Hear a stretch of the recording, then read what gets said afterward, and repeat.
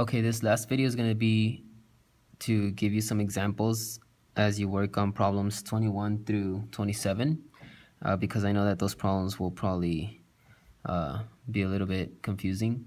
So here I have number 22. So number 22 is going to be similar to number 21, and number 24 will be similar to number 23, and the rest that you'll see as you approach number 27. So for this one, first, if we do direct substitution and plug in 0 into x, we're going to see that we're going to get 1 over 0 minus 8 plus 1 over 8 over 0. And from here we can see that we're going to have negative 1/8 plus 1/8. That's going to give us 0.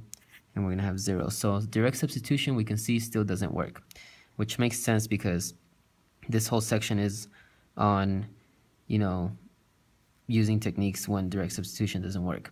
So what we're going to do is we're going to try and manipulate this expression here so that we can get it into another form that will work for us. And what I'm going to do first is notice that we're dividing by x. So if you remember, dividing by x, I can rewrite that as multiplying by the reciprocal. So I'm going to multiply by 1 over x. So when I multiply by 1 over x, I'm going to get 1 over x times x minus 8 plus 1 over 8x. And now here we have a problem where we don't have the same denominator. We want the same denominator so that we can combine these two fractions into one. So this fraction on the right is missing 8 minus x minus 8. This fraction on the left is missing the 8. So what I'm going to do is I'm going to multiply this one by x over 8.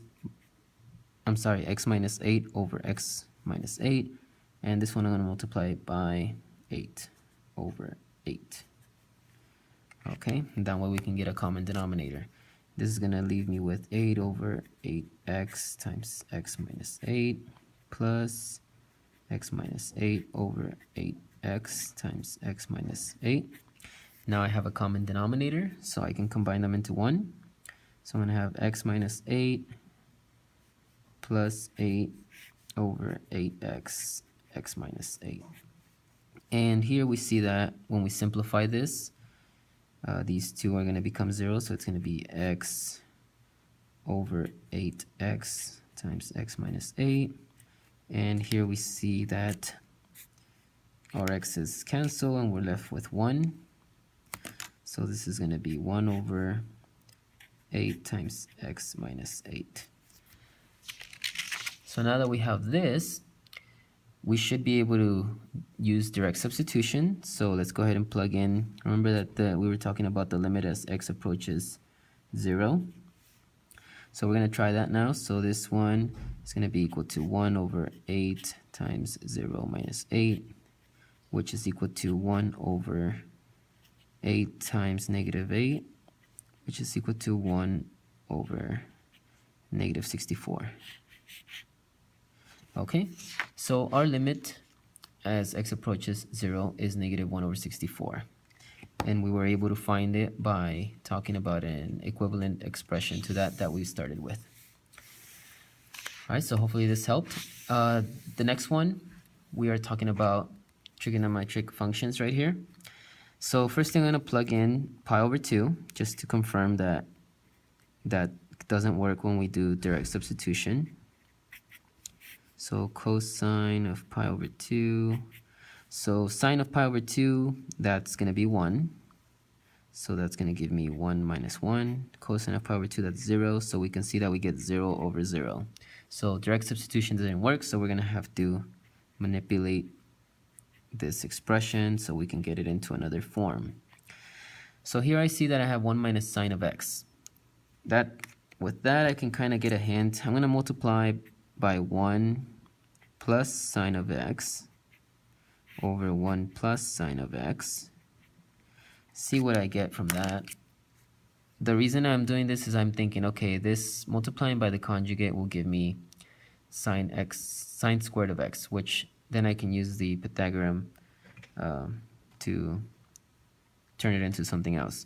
So I'm going to get 1 minus sine squared of x over cosine x times 1 plus sine of x. I don't want to multiply these just yet. I just want to see what happens. So I'm going to leave them like this. Now 1 minus sine squared of x, remember that cosine squared of x plus sine squared of x equals 1. And from here I can see that cosine squared of x equals 1 minus sine squared of x. If you just subtract sine squared of x from both sides, you get this. So I can switch this numerator to cosine squared of x. Oops, I forgot the x right here. And now I have this. So here you can see that I can cancel out one of the cosines of x, and I'm just left with cosine of x over 1 plus sine of x. And it looks similar to what we started with, but my expression here is 1 minus sine of x over cosine of x. This one's cosine of x over 1 plus sine of x. It actually will make a difference when we plug in 0. I'm sorry, not 0. Pi over 2. So now I'm going to try direct substitution again. So I'm going to plug in pi over 2, plug in pi over 2. So when I plug in pi over 2, I get 0. And right here I get 1 plus. This turns into 1. So this is actually 0. So my limit is 0 as x approaches pi over 2. And this is actually the limit that we check and see. It is correct. So that's the way that you guys would want to work with these. So you want to manipulate the equation somehow so that you can get into a different form. Same thing with these. You know, just try to simplify it in this case, and then you can do direct substitution. All right, so this will help you for problems 21 through 27. See you tomorrow.